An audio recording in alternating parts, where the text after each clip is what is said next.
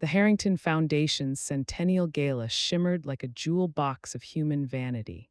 500 of the city's most privileged filled the grand ballroom of the Sterling Tower, their laughter echoing off marble walls that had absorbed a century of whispered deals and disguised contempt. Dear listeners, before we begin this difficult story, I want to ask you a favor. If my story resonates with your heart, please like this video and subscribe to the channel and write in the comments which city or state you are listening from. It warms my spirit to know how far my voice travels. Happy listening. Diamond necklaces caught light from baccarat chandeliers worth more than most family homes. French champagne flowed from fountains sculpted to resemble Roman goddesses, the liquid gold disappearing down throats accustomed to swallowing whole industries.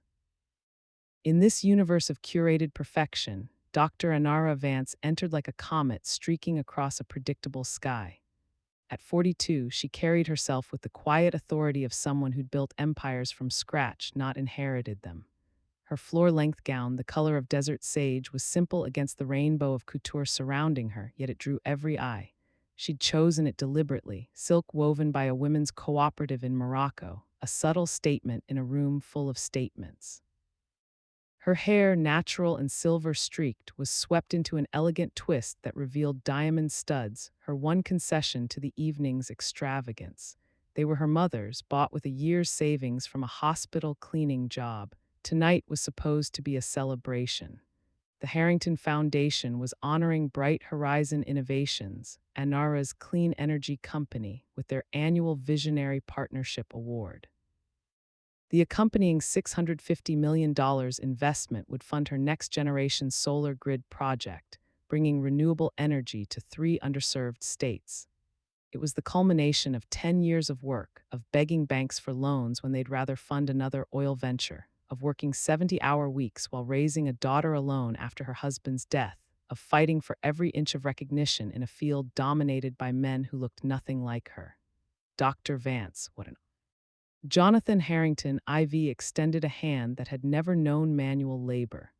At 60, he maintained the polished patina of old money, silver hair perfectly styled, tuxedo tailored within millimeter precision, smile calibrated to convey warmth without sincerity.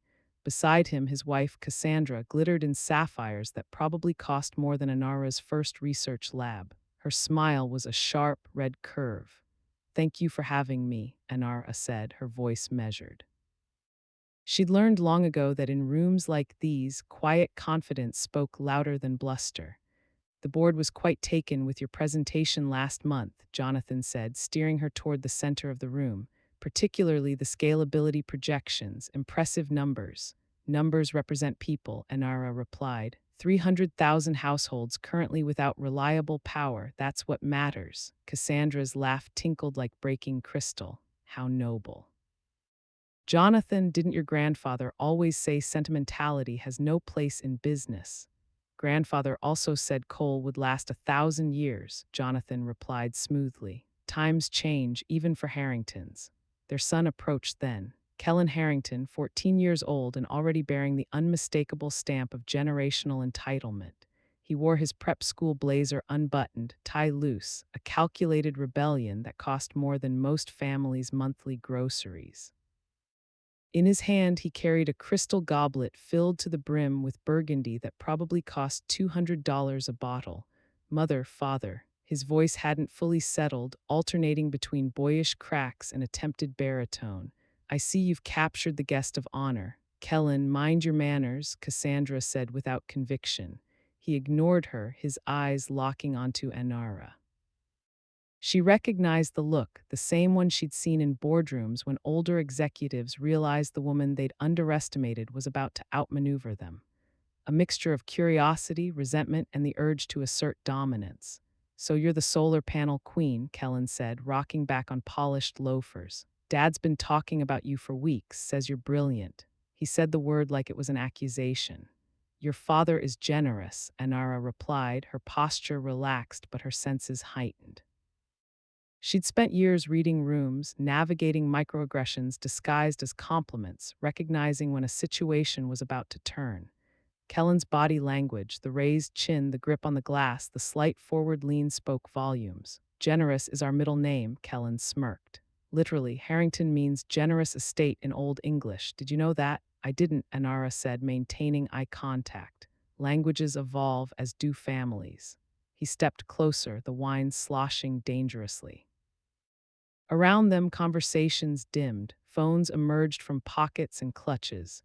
Anara noted Jonathan's lack of intervention, Cassandra's slight nod to her son. This was a test, and they were the proctors. You know, Kellen said, his voice dropping to a stage whisper, I did a school report on green energy. My teacher gave me a B, said my sources were biased. You want to know what I think? I'm listening.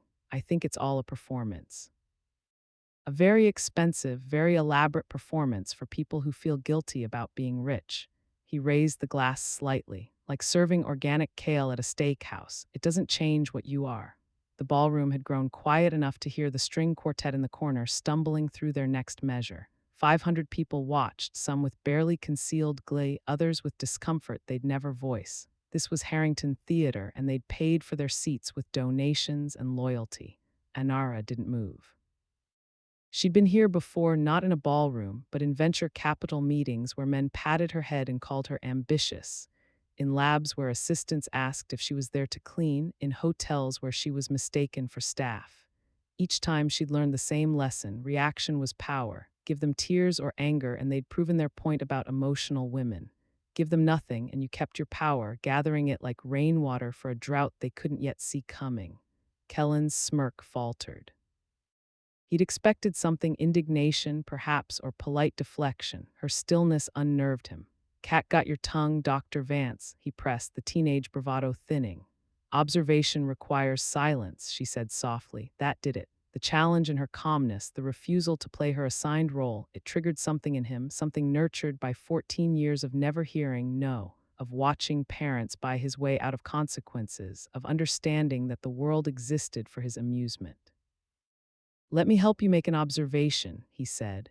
His arm shot forward. Time slowed into discrete frames, the crystal catching light, the dark wine arcing through air, the collective intake of breath that sounded like the ocean pulling back from shore, then impact, cold then wet, then the unmistakable smell of fermented grapes.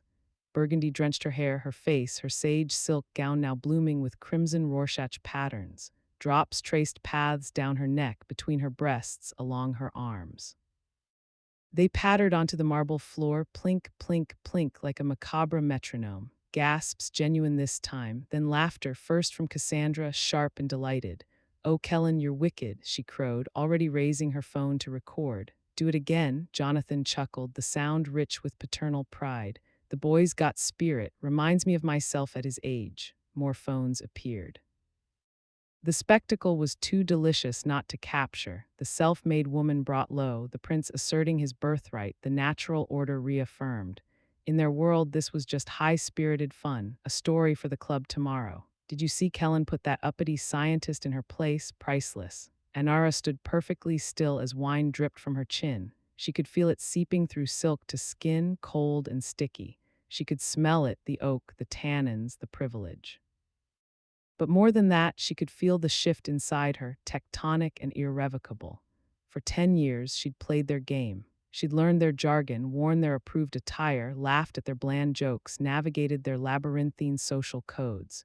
She'd told herself it was necessary to fund the research, to build the company, to create something that would outlast their pettiness. She'd swallowed microaggressions like bitter pills, each one a small death she rationalized as strategy. But this wasn't micro. This was a tsunami in a crystal glass. This was a 14-year-old boy treating her like a carnival game and his parents applauding the performance. Something broke, or perhaps something solidified. A waiter rushed forward with a stack of linen napkins, his face pale with horror. Ma'am, I'm so sorry. Thank you, Anara said, her voice miraculously steady. She took a napkin and dabbed at her neck, the white linen turning pink. The action was deliberate, unhurried, a performance of her own. Kellen rocked back on his heels, his initial bravado now mixed with uncertainty. He'd expected a scene, tears, shouting, security escorting her out. Instead, she was thanking the waiter. Nothing to say, Kellen taunted, trying to reclaim the momentum. I thought you solar types were all about energy. Seems like yours is running low. Anara finished dabbing, folded the soiled napkin, and placed it on a passing tray. Then she looked at him not with anger, not with hurt, but with something far more dangerous, pity. Thank you, she said again, soft enough that he had to lean forward to hear. You've just clarified my final decision. Confusion flickered across his face. What decision? She didn't answer. Instead, she turned, wine dripping from her sleeves with every movement, and walked toward the stage at the far end of the ballroom. She was scheduled to speak in 20 minutes after the dessert course. Plans change. Whispers trailed her like wake. Is she leaving? What's she doing? Someone stop her. But no one did, not Jonathan, who was too busy accepting congratulations on his son's spunk. Not Cassandra, who was showing her recording to a circle of delighted friends. Not the event coordinator, who was paralyzed by uncertainty about protocol for drenched guests of honor. Anara climbed the 3 steps to the stage, her wet gown clinging to her legs. The spotlight, triggered by motion, blazed to life, illuminating every wine stain, every dripping curl escaped from her updo. She looked, she knew, like a ruin.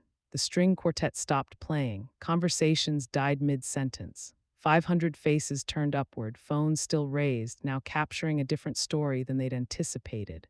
Anara adjusted the microphone, the squeal of feedback jolting the room. She waited for silence, counting 3 heartbeats, 4, 5. Good evening, she said, her voice amplified to fill every corner. I am Dr. Anara Vance, founder and CEO of Bright Horizon Innovations. A nervous titter rippled through the crowd. The obviousness of her introduction, given her appearance, bordered on absurdist theater. I was asked here tonight to accept your Visionary Partnership Award, she continued, to celebrate a proposed $650 million investment from Harrington Energy Group into our next-generation solar grid. I prepared remarks about shared values, about innovation, about legacy. She paused, letting the words hang. Jonathan Harrington was pushing through the crowd now, his polished smile gone, replaced by dawning alarm. But sometimes, Anara said, her gaze sweeping across the sea of tuxedos and gowns, the universe provides a clearer message than any speechwriter could craft. She found Kellen in the crowd, still holding his empty glass like a trophy. Found Cassandra, her phone now lowered. Found Jonathan, halfway to the stage, frozen by the sheer unprecedented nature of what was happening. Effective immediately, Anara said, each word crisp as breaking ice. Bright Horizon Innovations is terminating all negotiations with Harrington Energy Group. We will not accept your investment. We will not partner with your foundation. The proposed deal is null. The silence shattered into uproar. Jonathan lunged for the stage steps, but 2 event staff members, perhaps sensing history, blocked him. You can't do this, he shouted. We have contracts. Anara spoke over the chaos, the microphone amplifying her calm into a weapon. Our company was built on principles, integrity, respect, human dignity. Tonight demonstrated that Harrington Energy possesses none of these qualities. Cassandra's voice cut through the din. This is ridiculous. It was a prank. Boys will be boys. Anara's eyes found hers. Indeed, and companies will be companies. We choose our partners based on demonstrated character, not inherited wealth. You've demonstrated yours quite clearly. She looked back to the crowd, to the hundreds of phones recording this moment that would already be leaking to social media, to news desks, to the world. To those here who value substance over spectacle, she said, my contact information remains the same. Bright Horizon will continue its work with or without Harrington money. True vision doesn't require gilded validation. She stepped back from the podium, the spotlight making her wine-soaked gown shimmer like a bloodied banner. For a moment she stood there, a woman publicly humiliated, publicly reclaiming her power. Then she descended the steps, walking the same path through the crowd, but this time people parted like she carried something contagious. No one offered napkins now. No one met her eyes. She was no longer a guest. She was a force, and they didn't know how to categorize her. At the ballroom doors, she paused and turned back. Jonathan was on stage now, sputtering into the microphone about breach of contract and emotional instability. Cassandra was screaming at event staff. Kellen stood alone, the empty glass finally slipping from his fingers to shatter on marble. Anara met his eyes across the distance and gave a small, almost imperceptible nod. Thank you, she mouthed. Then she walked out, leaving the gala in beautiful, chaotic ruin behind her. Outside, the night air was cool against her wine-stained skin. Her driver, Marcus, rushed from the idling town car, his eyes widening. "Dr. Vance, what? Just drive, please," she said, sliding into the back seat. As the car pulled away from the curb, she watched the Sterling Tower shrink in the rear window, its lights glittering like the facade it was. Her phone buzzed first once, then a dozen times in rapid succession. Board members, her COO, her daughter, news alerts. She silenced it, leaning her head against the cool glass. The adrenaline was fading, leaving behind a crystalline clarity. She'd just burned a $650 million bridge. Her board would panic. Her investors would question her judgment. The Harrington legal team would descend like vultures. But for the first time in years, she felt clean. The wine would stain, she thought. The silk was probably ruined beyond saving. But some stains were worth wearing. She closed her eyes as the city lights blurred past, already planning her next move. The war hadn't begun tonight, it had just declared itself, and Anara Vance had never lost a war in her life. Marcus drove through midnight streets that gleamed with rain-slicked reflections of a city pretending to sleep. In the backseat, Anara watched her own fragmented image in the window, a woman drenched in burgundy and defiance. Her phone, silenced but not still, vibrated against the leather seat with the persistent urgency of a trapped insect. "The penthouse, Dr. Vance?" Marcus asked, his eyes meeting hers briefly in the rearview mirror. "Please." Her building's private garage offered sanctuary from prying eyes. The elevator ride to the 40th floor felt endless, the mirrored walls showing her a dozen stained reflections. Each one seemed to ask the same question: was it worth it? The penthouse door closed behind her with a soft, final click. Only then did she let her shoulders drop a fraction. The scent of wine, once elegant, now cloying, clung to her. She moved through the minimalist space, all clean lines and curated art, a life built as a fortress against chaos. Tonight, chaos had been invited in. In her bathroom, she faced the mirror. The woman staring back was both familiar and foreign. Wine had traced rivulets through her foundation, creating a macabre watercolor. Her sage gown, now a ruin of burgundy blooms, hung heavy. With careful, deliberate movements, she unpinned her hair, letting wet curls fall. She unfastened the diamond studs, her mother's diamonds, and placed them on the marble counter. They glittered innocently beside the wreckage. The shower steamed, washing away the physical evidence. But as hot water needled her skin, the memory replayed in relentless high definition. Kellen's smirk, Cassandra's laugh, Jonathan's cold eyes, the weight of 500 silent witnesses. The shame wasn't in being targeted, she'd endured worse. The shame was in how long she'd played their game, believing the prize was worth the compromise. Wrapped in a robe, hair turbaned in a towel, she finally checked her phone. 73 missed calls, hundreds of messages. She scrolled past board members' panic, her COO's concern, her daughter's frantic texts. The news alerts told the story better than any eyewitness. Harrington Gala ends in chaos as CEO rejects $650 M deal after wine attack, dynasty humiliated. Heirs prank costs family crucial clean energy partnership Vance's, quiet riot.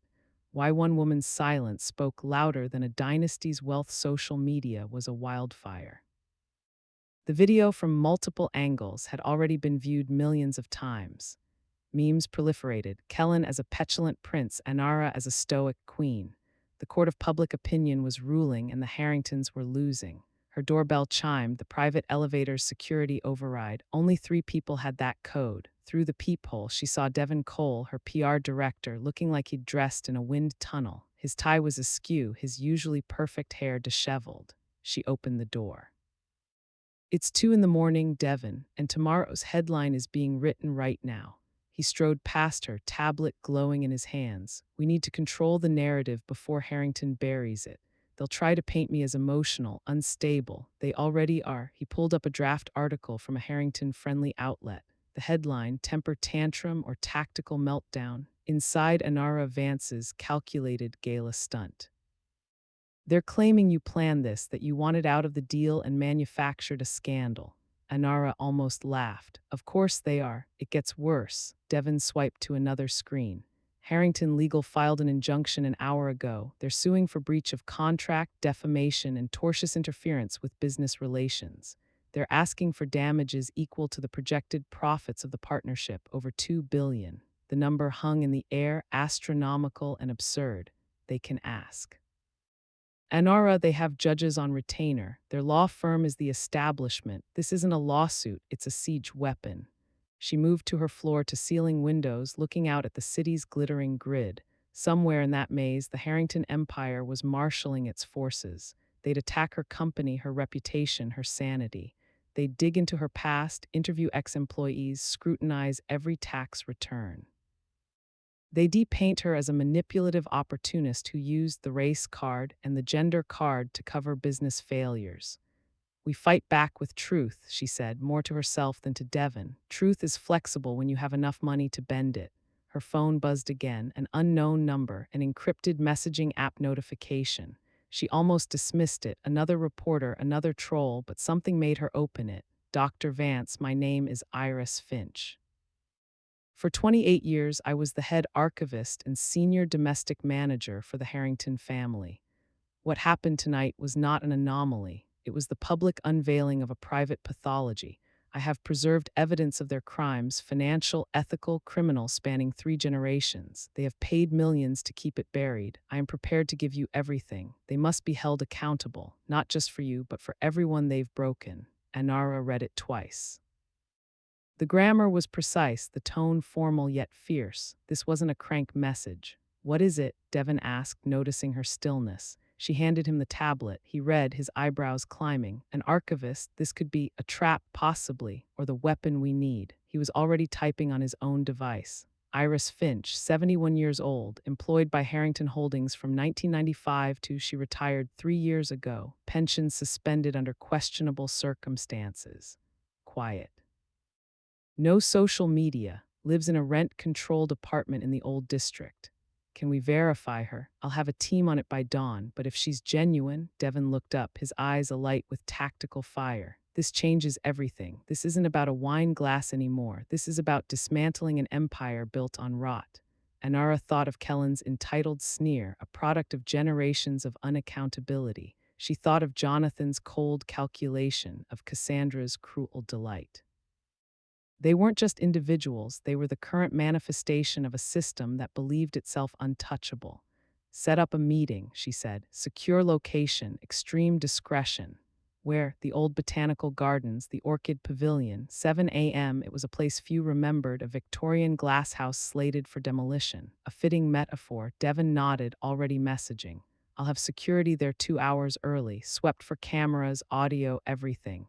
Not security, Anara said. Just you and me, Anara. If this is real, she's risking everything. She needs to see we're risking something too. Dawn arrived cloaked in mist. The botanical gardens, once the city's pride, were now a haunting of neglected beauty. Weeping willows trailed fingers in scummed ponds. Statues of forgotten dignitaries gazed blindly through moss.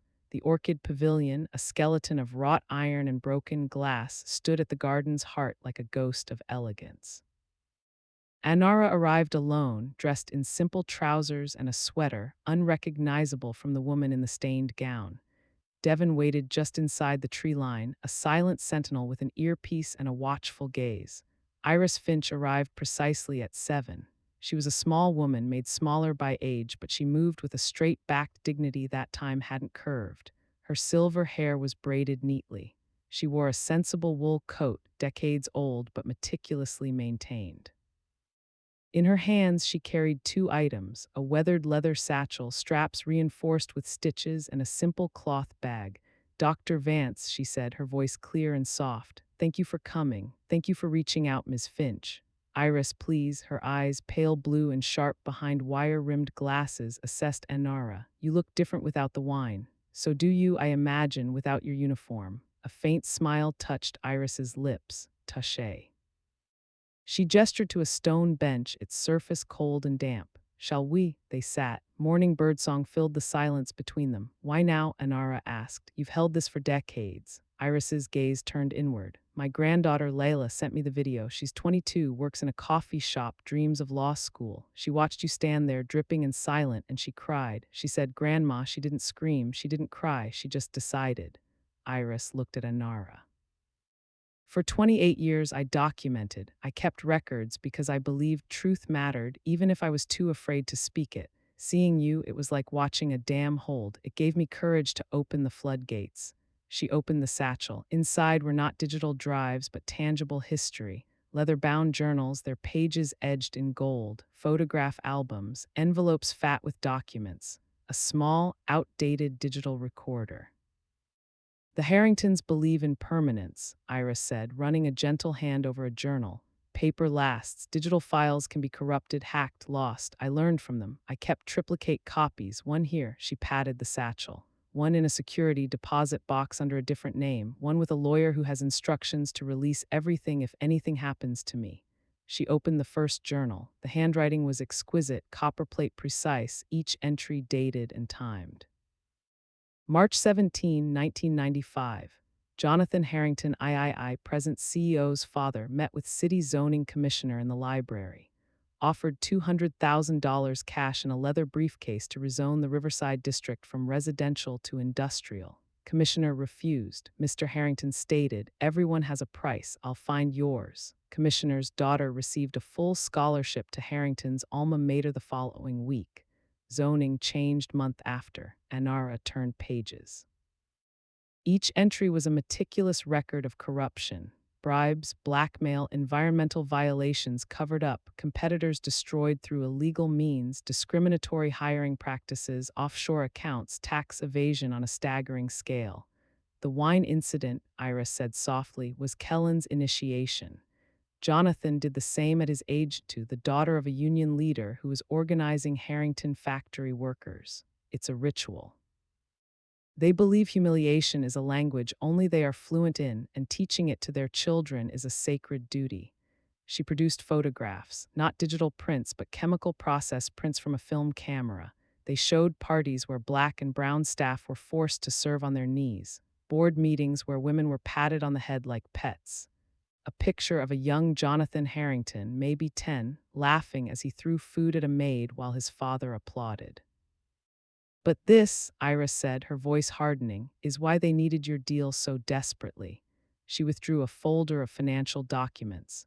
The Harrington Energy Group is a shell. They've been embezzling from their own company for 15 years. Bad investments, gambling debts, offshore vanity projects. The $650 million partnership with Bright Horizon. They needed it to cover a $400 million hole before their annual audit next month.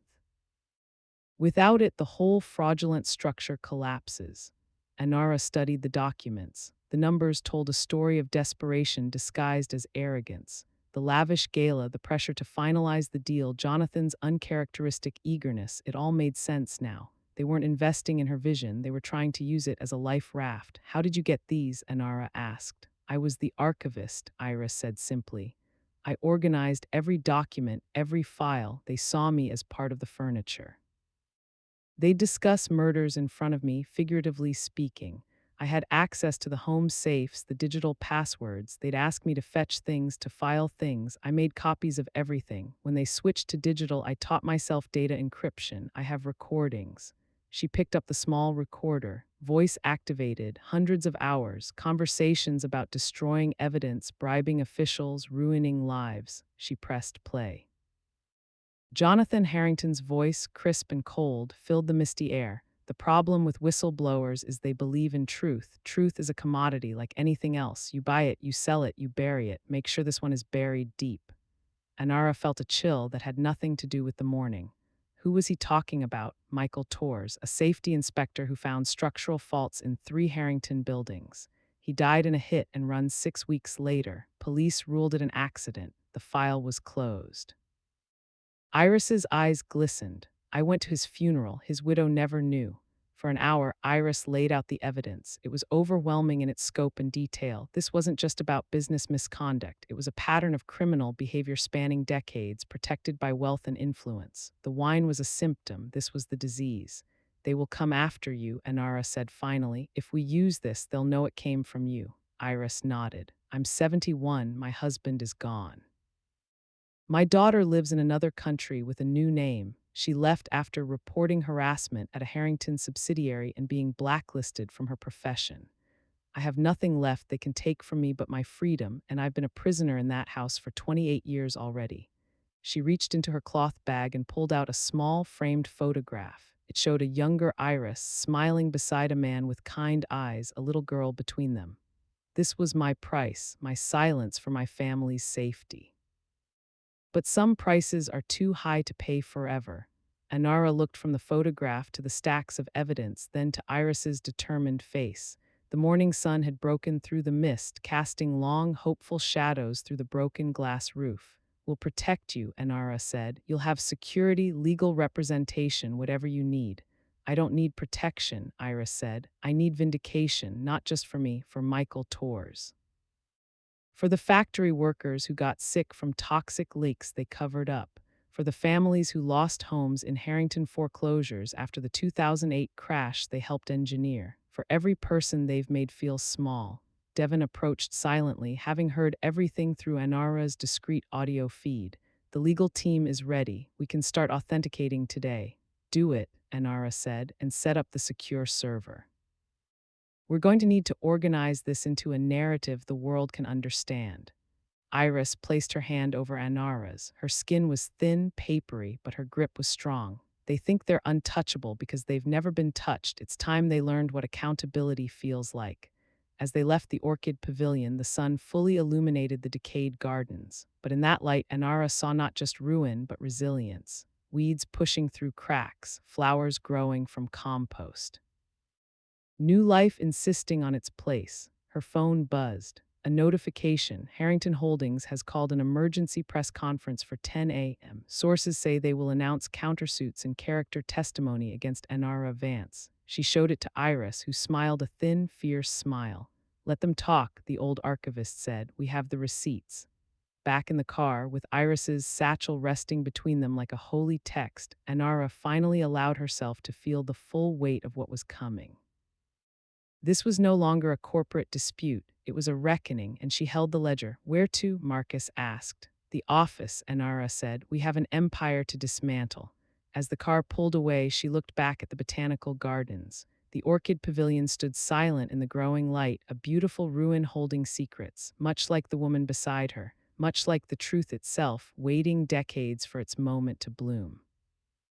Bright Horizons headquarters, a sleek glass tower that reflected the morning sun like a blade, was already under siege when Anara arrived. News vans choked the streets, satellite dishes aimed skyward like modern cannons. Protesters, both supporters and Harrington paid agitators, waved signs that read Stand with VANC and Fire the Fraud. The air buzzed with the static of live broadcasts and shouted questions. Marcus navigated the underground garage entrance, but not before a photographer lunged at the car, camera flashing against tinted windows.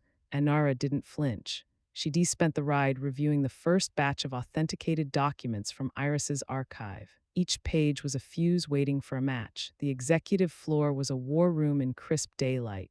Devon had been up all night, his shirt sleeves rolled, 3 screens glowing before him. Anara's legal counsel, Marisol Chen, stood at a whiteboard mapping out Harrington's probable legal strategies. Her movements were sharp, precise, a fencer preparing for duel.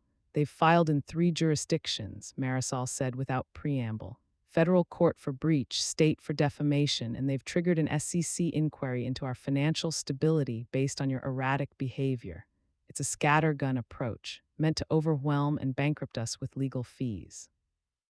Anara poured coffee from the carafe. What's their public narrative? Devon pulled up a live feed. On screen, Jonathan Harrington stood on the courthouse steps, looking somber and statesmanlike in a navy suit. His voice, dripping with wounded dignity, filled the room.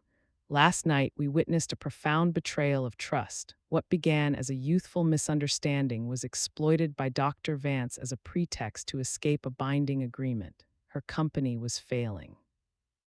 The Bright Horizons solar grid has missed 12 consecutive benchmarks. She needed an exit, and she manufactured a scandal to get it.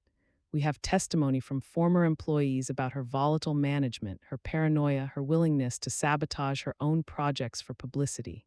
Lies, Anara said quietly, watching as anonymous former employees were quoted across a chyron. They're prepping a character assassination, Devon said, switching to a conservative news network. Panel was already dissecting her pattern of instability, citing her mother's bankruptcy 20 years prior, her aggressive tone in a years-old TED Talk, even her daughter's private school transfer a decade ago. They're constructing a mosaic of madness. By the time they're done, pouring wine on you will seem like a reasonable response. Anara's phone rang. Her daughter, Alara, she answered, stepping into her private office. Mom, are you okay? The news is saying, I'm fine, sweetheart, it's just noise. It doesn't sound like noise, it sounds like they're trying to destroy you. Anara closed her eyes, hearing the fear in her daughter's voice. Alara was in her final year at Stanford, brilliant and fierce, and had already faced her own share of what's it like to have a mother who's, questions. They're trying, Anara admitted, but they're going to fail, trust me. I do, always, a pause. Kick their asses, Mom, Anara smiled. That's the plan. She hung up and returned to the war room. Where S. Iris? Safe house, Devon said, two of our most discreet security people. She's reviewing the digitized files, adding context. She's formidable. Good, we need to change the conversation. We can't just defend, we need to expose. Marisol tapped the whiteboard. Legally, we have to be careful. If we release evidence of criminal activity, we could be accused of tampering, theft, or defamation ourselves. It needs to come from an independent source. Then we find one, Anara said. A journalist with integrity, reach, and a healthy distrust of dynasties. Devon already had a name, Sandra Yee, the Sentinel. She broke the Petrocorp offshore scandal, the mayor's bribery ring. She's won 2 Pulitzers. She also grew up in public housing, hates bullies, and she's been digging into Harrington for years but could never get sources to go on record. Get her, Anara said, today. She's already called 3 times. Harrington's camp has been trashing her in background briefings, calling her a socialist muckraker. She smells blood. Sandra Yee arrived at 4 p.m., a compact woman with sharp eyes that missed nothing. She carried no recorder, no notebook, a signal of discretion. Anara met her in a soundproofed conference room with a view of the city that seemed to stretch to infinity. Dr. Vance, Sandra said, shaking her hand. Her grip was firm. Your gala exit was the most elegant fuck you I've ever seen. Thank you, though it seems the recipient didn't appreciate the sentiment. Bullies never do, Sandra sat, folding her hands. Harrington's PR machine is painting you as everything from hysterical to criminal. They're leaning hard into racist and sexist tropes, the angry woman of color, the unpredictable genius. It's textbook. I'm aware, so why am I here? You could give any outlet the My Truth interview. You chose me.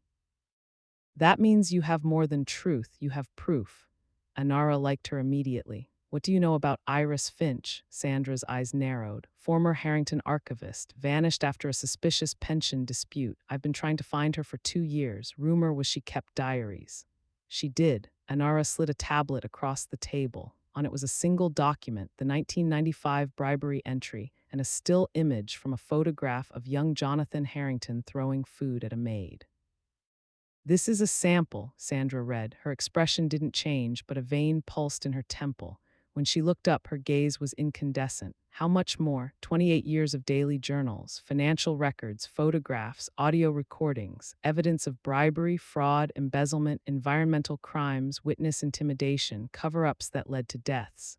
Authenticated, being authenticated as we speak by a former federal forensic accountant. We have chain of custody, metadata, chemical analysis of the paper and ink. It's pristine. Sandra leaned back, a slow smile spreading. You're not just fighting them, you're going to burn their house down with the matches they left lying around. I'm going to provide the matches, Anara corrected. You're going to strike them. They talked for 2 hours. Anara laid out the strategy. Sandra would get exclusive access to the evidence, but she would work independently. Anara's team would provide verification, context from Iris, but the reporting, the narrative, would be Sandra's. They would release it in waves, first a shocking but provable story to capture attention, then deeper, darker revelations to sustain momentum and make it impossible to dismiss as a hit piece. The wine story got people watching, Sandra said. This will make them remember. But you know what happens next, right? Harrington will come at me. They'll dig into my life, my family. They'll sue the Sentinel into oblivion if they can. We'll have pre-filed protective motions, Anara said, and we're setting up a legal defense fund for whistleblowers and journalists. Your paper won't stand alone. Sandra studied her. Why, you could leak this anonymously, let the chips fall. Why attach your name, your company, to what's going to be the ugliest fight of your life? Because anonymous leaks can be dismissed.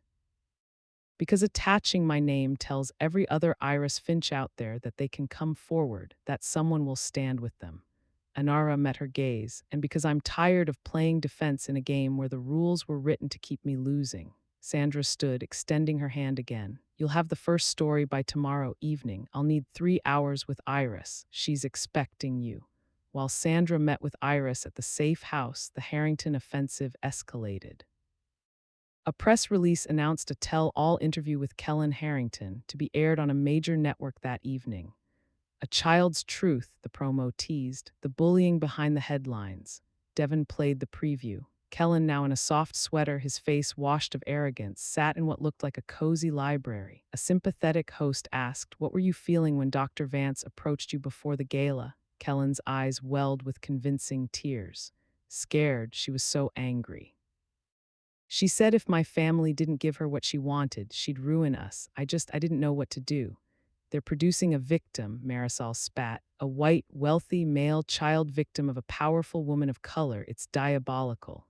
It's effective, Devin said grimly. Social media sentiment was already shifting. The hashtag #ProtectKellen was trending. Comments called Anara a monster, a groomer, a career predator. Anara watched, her stomach a cold knot. This was their masterstroke, not just attacking her, but making themselves the aggrieved party. They were weaponizing every privilege they had. We can't wait for Sandra's story, Devin urged. We need to respond now, release something, the bribery evidence, anything. No, Anara said, if we release it now it looks reactive, like we're lashing out. It gets folded into the she said, they said. We let their narrative peak, let them feel secure, then we erase their narrative with facts. It was a gamble. Public opinion was a tide, and it was rushing away from her. Bright Horizons stock dipped another 8%. 2 board members called, voices tight with panic. A major investor pulled out of a secondary offering. At 7 p.m., Kellen's full interview aired. It was a 20-minute masterpiece of manipulation. He cried. He apologized for overreacting with the wine, saying he was traumatized by Anara's threats. Child psychologists were brought on after to discuss the lasting impact of adult aggression on adolescent minds. It was a full-spectrum dominance of the story. In her office alone, Anara felt the walls closing in. The ugliness of their tactic was breathtaking. They weren't just trying to win, they were trying to unmake her, to turn her into a caricature so vile that anything she said would be dismissed as the rantings of a villain. Her phone lit up. A text from Iris via secure line. Sandra understands. The story is written. It's a thunderclap. Be ready. A second later, Sandra, publishing at 9 a.m. tomorrow. The dam breaks then. Anara looked at the clock. 14 hours to survive. 14 hours of this narrative poisoning the well. She made a decision. She went live on her company's social channel, no makeup, in a simple black sweater, sitting at her desk. She didn't mention Kellen, didn't mention the interview. She spoke for 90 seconds. To everyone who has reached out with support, thank you. To those who are watching, wondering, waiting, the truth is coming, not through edited interviews or staged tears, but through documented history. Some empires are built on stone, others on sand, and when the tide comes in, you find out which is which. Wait for the tide. She ended the stream. It was vague, perhaps too vague, but it was a line in the sand. The reaction was instant. Her supporters called it poetic defiance. Her detractors called it more cryptic narcissism. The Harrington camp likely laughed, thinking her retreating into metaphor was a sign of weakness. Anara didn't sleep. She worked through the night with her team, preparing for the quake Sandra's story would trigger. They briefed their entire staff, ensuring no one would be blindsided. They coordinated with their legal team to file immediate lawsuits for defamation the moment Harrington's lies could be publicly disproven. They prepared a statement for employees, for investors, for the world.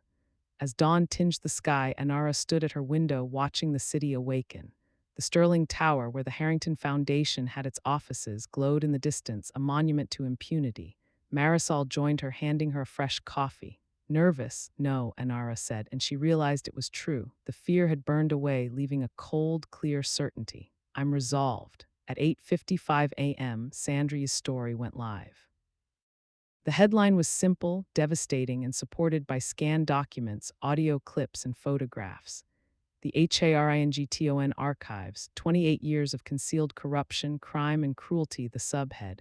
Exclusive, thousands of pages from former family archivist Iris Finch detail a dynasty's deliberate descent into criminality, bribery, fraud, cover-ups, and the $400 million hole they needed Anara Vance to fill. It was not an article, it was a detonation.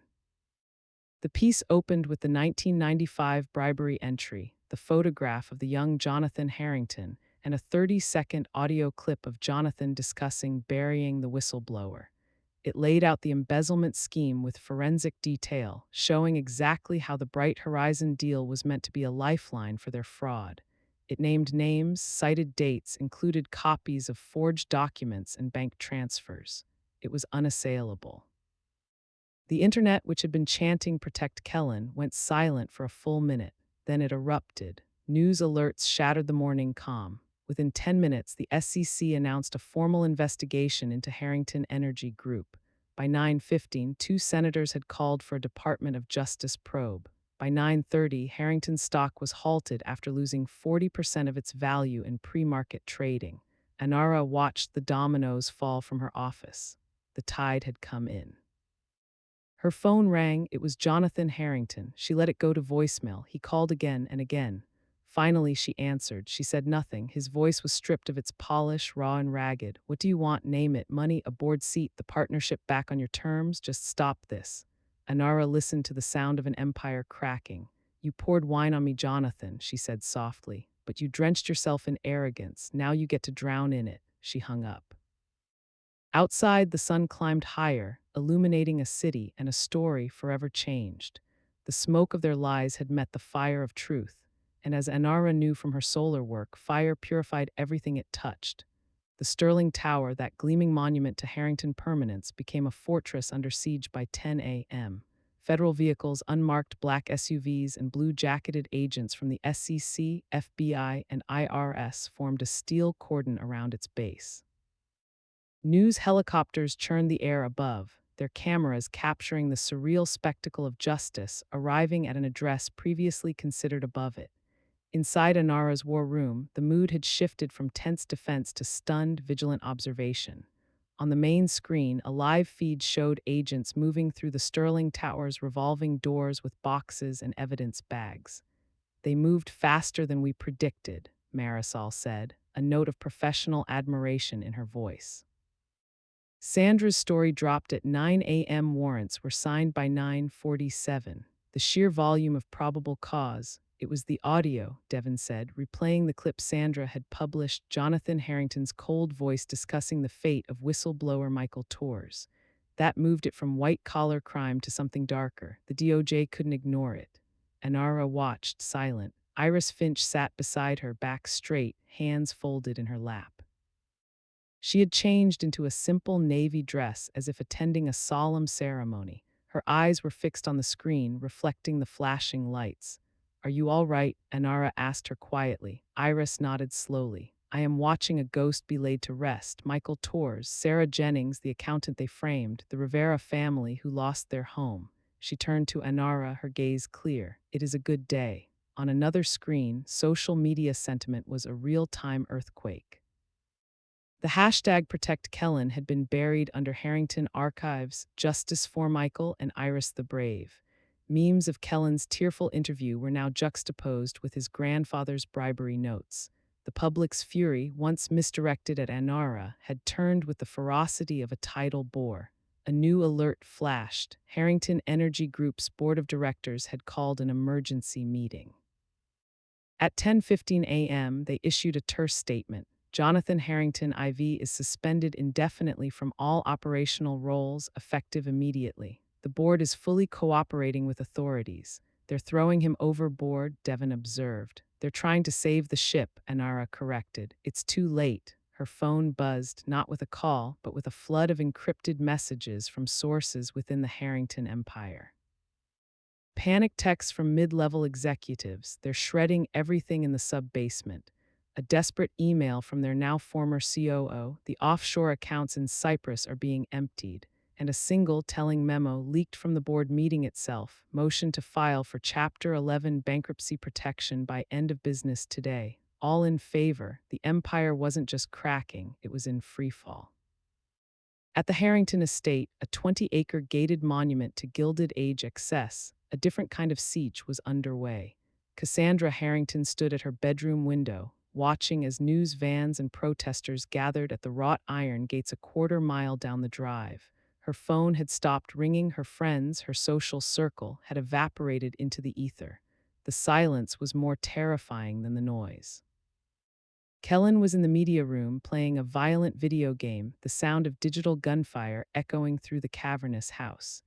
He seemed oblivious, or willfully so, to the helicopters circling outside. "Turn that off," Cassandra screamed, her voice breaking. She strode over and yanked the power cord from the wall. "What's your problem?" Kellen snarled, the entitled mask slipping back into place for a moment. "My problem," she laughed, a shrill, unhinged sound. "Our life is over. Your father is going to prison, that archivist has ruined us." Kellen shrugged, a gesture he'd learned from his father. "So we'll pay someone to make it go away, we always do." Cassandra stared at her son, truly seeing him for perhaps the first time. She saw the unshakable belief in his own immunity, a belief she and Jonathan had carefully cultivated. It was a belief that was now a death sentence. "There's no money to pay, you foolish boy," she hissed. "It's all gone or frozen.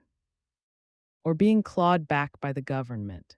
She pointed a trembling finger at the window. "Those people out there, they hate us, the world hates us, and it's because of your stupid, childish prank." Kellen's face flushed with anger. "You laughed, you told me to do it again. This is your fault." The slap echoed through the room. Cassandra hadn't known she was going to do it. Kellen stumbled back, holding his cheek, his eyes wide with a new, primal fear, the fear of a system that no longer protected him. Before either could speak again, the doorbell chimed, not the elegant, single tone, but a persistent, urgent buzzing. Then came the heavy pounding on the front door. Through the intercom, a voice announced, "FBI, we have a warrant, open the door." Cassandra's composure, a lifetime in the making, shattered. She began grabbing things, a jewelry box, a framed photograph, a silk scarf, as if these trinkets were life rafts. Kellen just stood there, watching his mother unravel, the reality finally breaching the walls of his privilege. Back at Bright Horizon, the strategic focus shifted. "The narrative is ours now," Devon said, monitoring the news cycles. "But we need to pivot from destruction to construction. What are we for?" Anara had been waiting for this moment. "Call a press conference for noon at the old Botanical Gardens." "The gardens? Why not here?" "Symbolism," Anara said. "A place of neglected beauty being reclaimed." By 11:30, a podium stood before the Orchid Pavilion, its broken glass and wrought iron a powerful backdrop. A surprising crowd had gathered, not just media, but ordinary citizens, many holding printed signs from the Iris the Brave movement. There was a palpable sense of historic occasion. Anara arrived with Iris at her side. The old woman had refused to stay hidden. "I hid for 28 years, she'd said. "I am done." As they approached the podium, a hush fell. Anara wore not a power suit, but simple, clean lines, a visual reset. Iris stood beside her, a living testament. "4 days ago," Anara began, her voice carrying clearly in the open air, "I stood in a ballroom drenched in wine and in the presumption that silence meant acceptance. Today we stand here drenched in truth, and truth, unlike wine, leaves a permanent stain." She gestured to Iris. "This is Iris Finch." For 28 years, she was the memory of a family that tried to forget its crimes. She is not a disgruntled employee, she is a witness. And because of her courage, a system of corruption is being held to account. She paused, letting the applause for Iris swell and fade. "But this moment cannot be only about tearing down, we must be about building up. Therefore, I am announcing 2 initiatives. First, Bright Horizon Innovations is establishing the Truth and Integrity Fund, with an initial commitment of $100 million. This fund will provide legal, financial, and security support for whistleblowers and investigative journalists everywhere. It will be independently administered. Its first beneficiary is the legal defense of the Torres family as they pursue justice for Michael. A murmur of approval rippled through the crowd. Second, she continued, we are purchasing these botanical gardens, not to develop them, but to restore them. And in the heart of them, we will build the Iris Finch Center for Ethical Leadership, a free public institution dedicated to teaching transparency, accountability, and moral courage in business and civic life. Iris's hand flew to her mouth, her eyes filling. This had been Anara's surprise. This center, Anara said, her voice gaining strength, will stand as a permanent reminder that archives are not just records of the past, but blueprints for a more just future. That the people often called the help are often the ones holding society together, and that no empire, however gilded, is stronger than one person's resolve to tell the truth. The press conference broke into a barrage of questions, but Anara deferred them to Iris, who spoke with quiet, devastating clarity about what she had seen and why she had finally spoken. As they stepped away, Devon hurried over, tablet in hand. You need to see this. Live feed from the Sterling Tower. On the screen, Jonathan Harrington was being escorted out of the building by federal agents. The polished statesman was gone. His tie was missing, his shirt rumpled, his silver hair disheveled. He held a briefcase in cuffed hands. As he was led toward a waiting car, he seemed to shrink under the weight of the cameras, the shouts, the reality. It was a perp walk of epic proportions. In that moment, he looked up, his eyes scanning the crowd as if searching for a friendly face. He found none. The mask of invincibility had not just slipped, it had shattered. And Cassandra, Anara asked, taken into custody an hour ago at the estate, obstruction of justice, conspiracy. They found her trying to burn documents in the fireplace. Devon switched feeds to show a similarly dramatic exit. Cassandra Harrington draped in a fur coat over silk pajamas, her face a mask of frozen horror. Kellen was remanded into the custody of Child Services. Given the circumstances and the influence of the family, he'll likely be placed in a secure private facility for evaluation. Anara felt no triumph, only a profound sense of closure. A dangerous animal had been contained. The dominoes won't stop here, Marisol warned, joining them. The evidence implicates contractors, city officials, 3 judges, 2 senators. This is a whole ecosystem of corruption. The investigations will last years. Good, Anara said. Her phone rang, a number she didn't recognize, but with a Washington, D.C. area code. She answered. Dr. Vance, this is Senator Elizabeth Claiborne. The voice was firm, no nonsense. I've read the Sentinel's reporting. I've seen your press conference. I'm chairing the subcommittee that will be investigating the regulatory failures that allowed Harrington to operate this way for so long. We'd like you and Ms. Finch to testify. We'd be honored, Senator. Good. And Dr. Vance, what you did, it took a spine of titanium. This city could use more of that. As she hung up, Iris touched her arm. Look, across the garden, a young woman was approaching, hesitant. She was maybe 25, dressed in serviceable clothes. She carried a simple cardboard box. Dr. Vance, Ms. Finch, she said, her voice trembling. My name is Chloe. I was a junior accountant at Harrington for 8 months. I quit last year. I saw things. She held out the box. I kept copies too, not as much as Ms. Finch, but I have the records of the slush fund they used to pay off the safety inspectors at the Westwood plant. I was too afraid to come forward until today. Anara took the box. It was light, but its weight was immeasurable. Iris smiled, a real, warm smile, and took the young woman's hands. You are brave, Chloe. You are not alone anymore. This, Anara realized, was the true beginning. The first stone had been thrown, and now others were finding their voice. The archives were no longer silent. As evening approached, Anara returned to her penthouse. The paparazzi were still there, but their shouts now held a tone of respect, even awe. The story had evolved from scandal to something akin to legend. Alone, she finally allowed the exhaustion to seep in. She poured a glass of water, not wine, and stood at her window.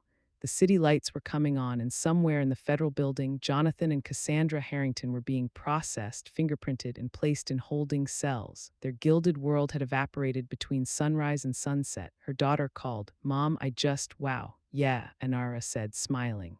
Wow, are you okay? Really? Anara thought about it. She thought of the stain on her sage gown, now sealed in a garment bag as evidence. She thought of Iris's steady hands laying out the journals. She thought of Chloe's trembling voice in the garden. I am, she said, and for the first time she fully believed it. I am exactly where I'm supposed to be. She ended the call and looked at the city once more. The Sterling Tower still stood, but its meaning had changed forever. It was no longer a symbol of untouchable power, but a tombstone for an era of impunity.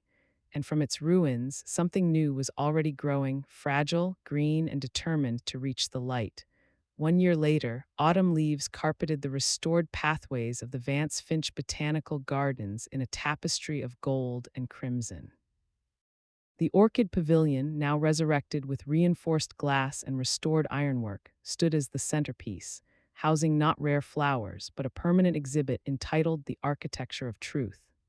Inside, under gentle archival lighting, visitors moved in hushed reverence past displays of Iris Finch's journals, open to particularly damning pages, digital kiosks playing snippets of her audio recordings, and timelines tracing the Harrington dynasty's rise and catastrophic fall.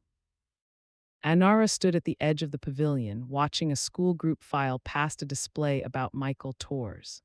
A docent, a retired steelworker, pointed to the photograph of Torres' family. And because one woman kept records, he said, his voice thick, this man's name is cleared and his family receives the pension they were owed. The institutionalization of memory. That's what this past year had been about, turning seismic, personal trauma into something durable, pedagogical, and preventative. The legal and financial reckoning had been thorough, public, and brutal. The Harrington Energy Group no longer existed. Its assets had been liquidated, its remaining ethical divisions sold off to competitors, its toxic liabilities funneled into bankruptcy court. The $650 million that Jonathan had desperately needed to plug his empire's holes was now part of a restitution fund, dispersed to defrauded investors, wronged employees, and communities poisoned by Harrington-owned factories. Jonathan Harrington IV was serving a 22-year sentence at a minimum security federal prison. His appeals had been swift and denied. Cassandra, after a plea deal that saw her testify against several co-conspirators, was serving 5 years in a different facility. Their vast estate had been sold at auction. The proceeds were now the seed funding for a renewable energy initiative in the very neighborhoods their zoning bribes had condemned to industrial blight. Kellen Harrington had become a ghost. Remanded to a private therapeutic boarding school specializing in affluenza and entitlement deconstruction, he was a non-entity in the public narrative. Anara had made a conscious choice. She never spoke his name publicly. He was to her a symptom, not the disease. The disease had been excised. The symptom was in quarantine, and whether it would recover or fester was a question for time and his own choices. The real, sprawling work had been in the aftermath. The Truth and Integrity Fund, now boasting over $300 million in donations from corporations and individuals shamed into conscience, had defended 17 whistleblowers and funded 43 major investigative reports. It had its own legal team, its own security detail for sources at risk, and had become a feared and respected institution in its own right. And then there was the Iris Finch Center for Ethical Leadership. Housed in a new, sun-drenched building of timber and glass at the garden's heart, it was already oversubscribed. Its fellowship program brought together mid-career professionals from business, government, and journalism for a year of intensive study in ethical decision-making, forensic accounting, and moral courage. The curriculum was co-designed by Iris and a panel of philosophers, ex-prosecutors, and ironically, a former corporate raider who'd found religion. Iris Finch, once an invisible archivist, was now a reluctant icon. She lived in a comfortable cottage on the garden grounds, a security detail a discreet distance away. She spent her days cataloging the new flood of documents that arrived weekly from other former Harrington employees, from whistleblowers at other companies emboldened by her story, from people simply wanting to add to the historical record. She had a team of assistants now. She called them her apprentice guardians. Anara's own life had transformed in less visible but equally profound ways. Bright Horizons stock had not just recovered, it had tripled. The Vance Premium, analysts called it, the market's valuation of unassailable integrity, Partnership offers weren't just plentiful, they came with preemptive transparency audits and ethics clauses. She had rebuilt her board, bringing in civil rights leaders, ethical philosophers, and a former Supreme Court justice. The company's mission had expanded from clean energy to clean systems, but the personal cost had been steep. The year had been one of relentless scrutiny, of death threats that required constant security, of a soul-deep fatigue that no amount of sleep could cure. Her relationship with her daughter Alara had deepened under the fire, but it had also been strained by the omnipresent danger and public dissection of their lives. Today, however, was for quiet reflection before the storm of a different kind. Tomorrow, Anara and Iris were to receive the Presidential Medal of Freedom. The ceremony in Washington would be the final formal stamp on their story, elevating it from a corporate scandal to a national parable. They'll want a redemption arc, Iris said, joining Anara at the pavilion entrance. She used a cane now, a concession to an arthritis flare-up, but her eyes were as sharp as ever. The press tomorrow. They'll ask about forgiveness, about whether the Harringtons have learned their lesson. And what will you say? Anara asked, smiling. She knew Iris's answer. I will say that redemption is earned by the guilty, not bestowed by the victim. My job was to present the record. Their job is to write a new one. I have no interest in reading it. Iris looked out at the gardens. This is my redemption, this place, knowing that Michael Torr's granddaughter is on a full scholarship to college from the restitution fund. That is enough, Anara nodded. She felt the same. The medals, the accolades, they were noise. The signal was in the restored gardens, in the thriving center, in the fact that her engineers could now work without being asked if they were diversity hires. A young man approached them nervously. He was maybe 19, dressed in the simple uniform of the garden's maintenance staff. Excuse me, Dr. Vance, Ms. Finch, I'm sorry to bother you. You're never a bother, Iris said kindly. My name is Leo. I work here part-time while at community college. My mom, she used to work at the Harrington chemical plant. She got sick, respiratory stuff. We could never prove it was the plant. He swallowed, his hands clenched. Because of you, because of the evidence, the new health fund covered her treatments. She's better. She got a job at the new community center they built with the restitution money. His eyes glistened. I just wanted to say thank you to both of you. He shook their hands, a firm, earnest grip, and hurried off, looking embarrassed but radiant. Anara and Iris stood in silence for a moment, watching him go. That, Iris said softly, is the archive breathing. The flight to Washington was a quiet affair. Anara, Iris, and Devon sat in a private cabin, reviewing remarks, but the words felt increasingly hollow against the lived reality of the past year. The ceremony itself was a blur of marble halls, military bands, and the dense, perfumed air of state power. Anara wore the sage-colored gown, not the original, that was evidence, then art, now housed in the pavilion display, but an exact replica she'd had made, a statement of reclamation. When her name was called, the citation read, "For extraordinary moral courage in defense of truth, for transforming personal violation into a national awakening on corporate accountability, and for visionary leadership in building institutions that safeguard integrity for generations to come." As the medal was placed around her neck, the weight was surprising, not just physical, but historical. She looked out at the audience, dignitaries, politicians, the press, and saw the story they wanted, the triumphant underdog, the virtuous victor. She knew the more complicated truth, the nights of terror, the cost to her team's mental health, the moments of doubt where she wondered if burning it all down was just another form of arrogance. Then Iris received her medal. The citation was longer, detailing her 28 years of solitary vigilance and her profound contribution to American justice. As the president placed the ribbon over Iris's head, the old woman did not bow her head. She stood straight, her eyes fixed on some distant point, as if seeing all the ghosts in her journals finally at rest. The applause for her was longer, louder, a genuine outpouring of respect.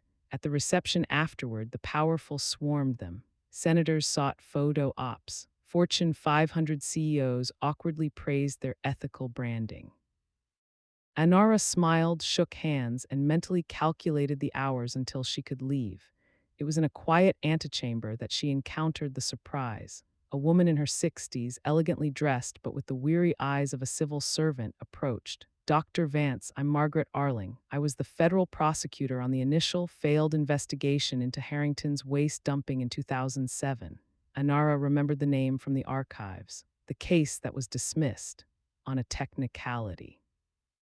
A technicality bought and paid for. Margaret's smile was thin and bitter. I was pushed into early retirement after that. They said I was obsessed, unbalanced. She looked at the medal around Anara's neck. I just wanted to look you in the eye and say thank you. You and Ms. Finch didn't just get justice. You vindicated everyone who tried and was crushed by the machine. We sleep easier now. After she left, Iris murmured, "The archive has many authors. We just turned the page." The most significant conversation came just as they were preparing to depart. A senior White House advisor, a woman with a razor-sharp mind named Claire, drew Anara aside. "The president is impressed, more than impressed. He wants to harness this momentum. There's talk of a new executive commission on corporate transparency. He wants you to chair it." Anara felt the old wariness rise. "A commission, that's a tomb where good intentions are buried with bipartisan praise." Claire smiled. "Normally, yes. This would be different: subpoena power, independent budget, real teeth. The public appetite is there. The political will, for once, is aligning. You'd have a mandate to design it." The offer hung in the air, vast and terrifying. It was the logical next step, taking the model she'd built at Bright Horizon and the Finch Center and scaling it to a national, even global level. It was also a path into the belly of the political beast, a world of compromise and hidden agendas. "I'll need to think," Anara said. "Of course, but consider this, Dr. Vance," Claire said, her voice dropping. "You broke one empire. This is a chance to help build a new system. That's the work of a lifetime." On the flight home, Anara stared out at the cloud tops, silver in the moonlight. Iris dozed beside her, the presidential medal gleaming on her chest with each steady breath. "You'll do it, you know," Iris said without opening her eyes. "Do what?" "Take the commission." "You're already thinking about the committee structure, the reporting lines, the legislative hooks." A small smile touched Iris's lips. "I've learned to read your silences." "It's a different kind of fight," Anara admitted. "Dirtier, slower. All important fights are, but you're not going alone this time." Iris opened her eyes, looking at Anara. "You have an army now, the fellowship alumni, the Truth Funds network, all the Leos and Chloes and Margarets. You built a latticework of light. Now you get to cast a bigger shadow." Back in her penthouse that night, Anara didn't sleep. She stood on her terrace, the city's hum a constant companion. She thought of the gala, the wine, the choice that had seemed so catastrophic and now felt so destined. She thought of the weight of the medal in her hand. She thought of Leo's grateful face, of Michael Torr's photograph, of the empty space where the Harrington Empire once stood. She was not the same woman. The woman in the sage gown had been motivated by righteous fury, by a personal need to reclaim dignity. The woman on the terrace was motivated by responsibility. The fire had burned away the non-essentials, leaving a core of tempered steel, cold and purposeful. She went inside and opened her laptop. She began drafting not an acceptance letter, but a proposal, a list of non-negotiable conditions for the commission: total transparency, public live streams of all proceedings, a citizen advisory panel with veto power over appointments. It was radical. They would probably say no. But a year ago, they would have said a woman like her could never topple a dynasty like the Harringtons. She typed through the night. In the adjacent guest room, Iris Finch slept peacefully, her decades of vigilance finally over, her legacy secure. Down in the gardens that bore their names, the first frost of the season was settling on the restored earth, a promise of dormancy before renewal. The reckoning was complete. The rebuilding was just beginning. 5 years later, the first snow of December dusted the glass roof of the Iris Finch Center, turning the world beyond its windows into a silent, monochrome sketch. Inside, the main lecture hall buzzed with the warm energy of 100 voices. The fifth cohort of Ethical Leadership Fellows was presenting their capstone projects. Anara Vance sat in the back row, unnoticed. At 47, her hair was more silver than black now, and lines of concentration framed her eyes, but her posture was, if anything, more relaxed.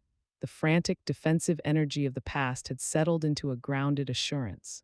She watched as a young woman from Detroit presented a blockchain-based system for transparent municipal contracting, designed to make the kind of bribery Iris had documented impossible to hide.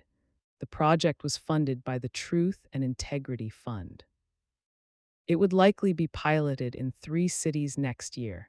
This was the new normal: problems identified by the past, solutions built in the present, implementation funded by the restitution of the guilty. The National Commission on Institutional Integrity, nicknamed the Vance Commission by the press, had just concluded its 3rd year. It had been a brutal, grinding, and profoundly unglamorous process.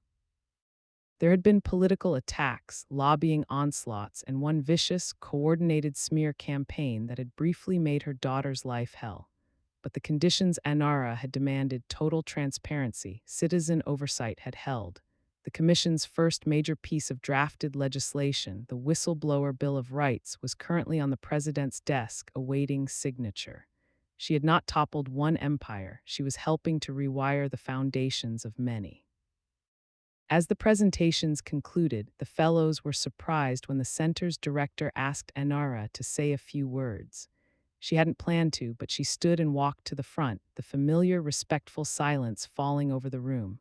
"I look at your work," she began, "and I don't see prevention, I see proliferation. You're not just building better mousetraps for corruption, you're designing a world where the mice never evolve in the first place." A soft laugh rippled through the room. 5 years ago, the idea that integrity could be systematized, taught, scaled, it was considered naive. Quaint, today it's a growth industry, that is your doing. She gestured to the walls where not a single Harrington name appeared. Their legacy was present only as a cautionary footnote in the curriculum. We remember the past not to dwell in it, but to ensure its patterns don't define the future. Your work is the living alternative. Thank you for building it. After the applause as the fellows mingled, the center's director handed Anara a small wrapped gift. "From Ms. Finch, she said to give it to you after the presentations." Inside the simple paper was a first-edition copy of Rebecca Solnit's Hope in the Dark. Tucked within its pages was a note in Iris's precise hand. "Anara, this book argues that hope is not a lottery ticket but a hammer. We have been building a toolbox for 5 years. The fellows are the new carpenters. My work here is complete. The archive is theirs now. I am going home to my daughter in Vancouver. It is time. Thank you for the garden, the center, the justice, but most of all, thank you for the silence after the storm. It is the most beautiful sound." With love, Iris Anara felt a lump in her throat. She knew this was coming. Iris's health had been gently declining and the damp winters were hard on her. Her daughter, Lila, the law student who'd sent her the original video, was now a public interest lawyer with a young family. It was time. She found Iris in her cottage, surrounded by half-packed boxes. The space was still dominated by bookshelves, but they were emptying. "You're sneaking away without a farewell," Anara said, leaning in the doorway. "I despise farewells. They are messy and presume an ending." Iris carefully placed a stack of journals into a crate. "This is a transfer of custody. The archive is digital. The originals belong here in the pavilion. My memory is going with me."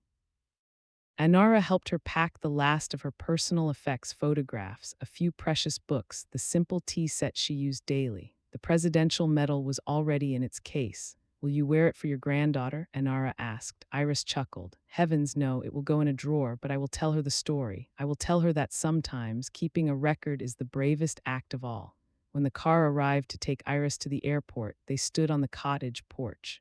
The snow fell lightly between them. "You gave me back my life," Iris said, her voice soft but firm, "not by avenging it, but by making it matter." "You gave me back my power," Anara replied, "not by handing it to me, but by showing me where it had been all along." They embraced, a long, wordless hold between two women who had walked through fire and emerged not just intact, but forged.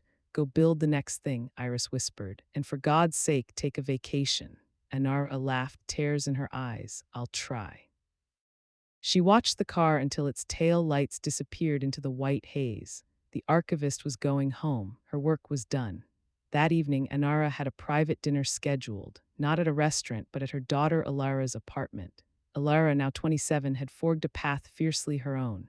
Eschewing both corporate life and the non-profit world, she had become a master craftswoman, designing and building sustainable, beautiful furniture. Her hands, not PowerPoint slides, were her tools. The apartment was filled with the scent of cedar and roasting vegetables. Ilara's partner, Matteo, was a soft-spoken environmental engineer. The table was set with Alara's own creations, solid, elegant, functional. "How's the commission grind?" Alara asked, passing a bowl of wild rice.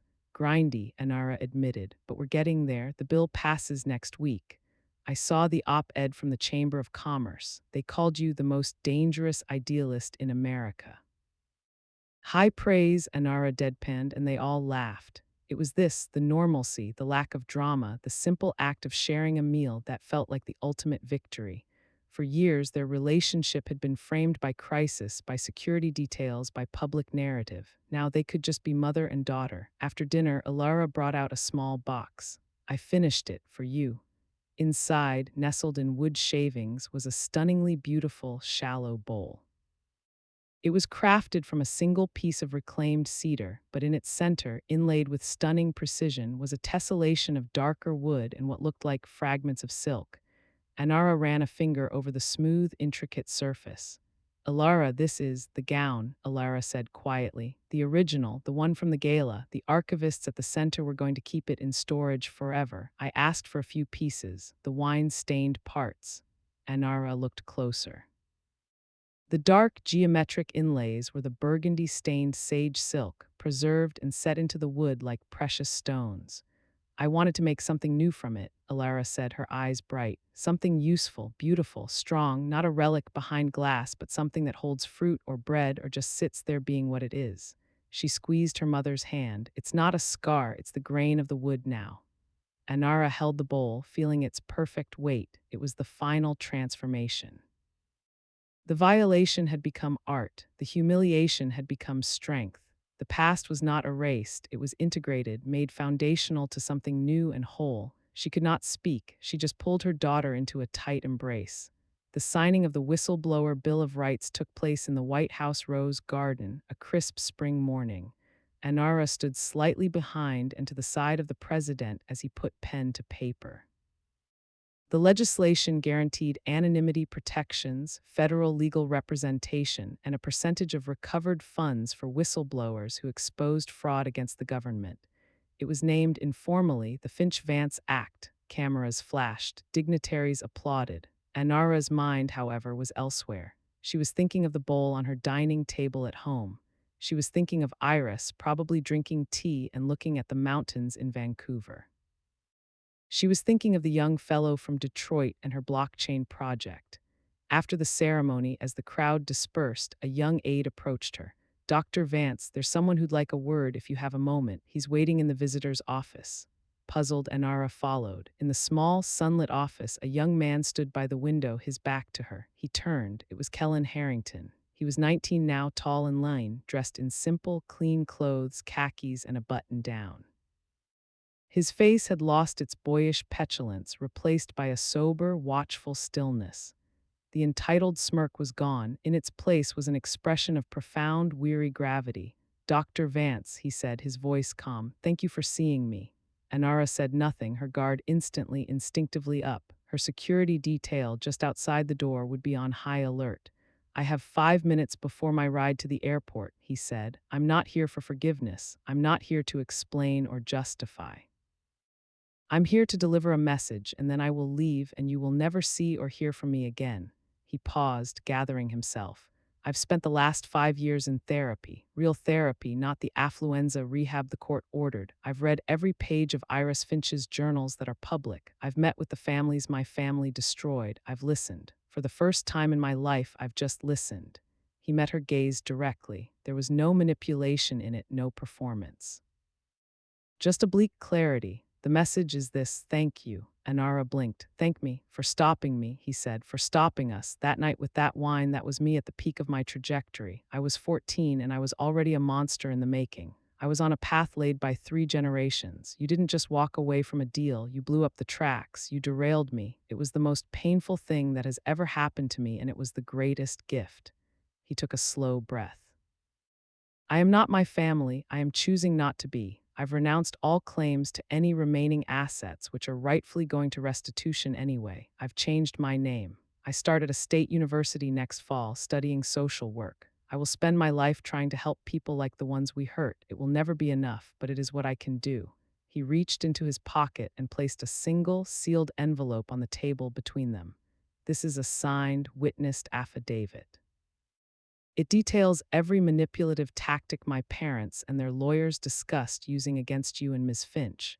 Every planned smear, every false narrative, it's yours. Use it if you ever need it. Consider it one small piece of evidence returned to the archive. He nodded once, a gesture of finality. That's all. Goodbye, Dr. Vance, and good luck with your work. The world needs it. He turned and walked out, leaving Anara alone with the envelope. She didn't open it. She didn't need to. She picked it up, its weight insignificant. She would give it to the commission's legal team. It would become part of the record. In that moment, she felt the last knot of old anger dissolve. It wasn't replaced by forgiveness, but by something like professional satisfaction. A dangerous system had been identified and neutralized. A toxic product had been recalled. Kellen Harrington was no longer her problem. He was his own responsibility. That night back in her city, Anara did not go to her penthouse. She went to the gardens. At this hour, they were closed to the public, but the head of security let her in. She walked the familiar paths to the orchid pavilion. The exterior lights were off, but the interior exhibit lights glowed softly, making the glass structure a lantern in the darkness. She didn't go inside. She sat on a bench facing it, the bowl Alara had made resting in her lap. The saga that had begun with shattered crystal and spilled wine had ended here, in quiet, in restoration, in the gentle hum of a furnace keeping rare orchids alive through the winter. She thought of the phrase from Iris's note, the silence after the storm. It wasn't empty silence, it was fertile, it was the space where new things grew. The fellowship projects, Alara's furniture, the new legislation, even Kellen's fragile, fraught redemption, they were all seeds planted in the ground tilled by that long-ago scandal. She had set out to reclaim her dignity and had accidentally helped reclaim a piece of the world's moral landscape. It was a legacy she could never have imagined, built not from a desire for legacy, but from a simple, stubborn refusal to be stained. The night air was cold. She traced the inlaid silk in the bowl, feeling the subtle ridge where fabric met wood. A stain transformed, a wound made whole, a story that began with an ending and ended with a beginning. Anara Vance stood, holding her daughter's gift, and walked back toward the lights of the city, leaving the silent, watchful archive behind her, its work done, its lessons waiting for the next generation of builders. Thanks for listening. If you like this story, please subscribe my channel for support me. See you in the next video.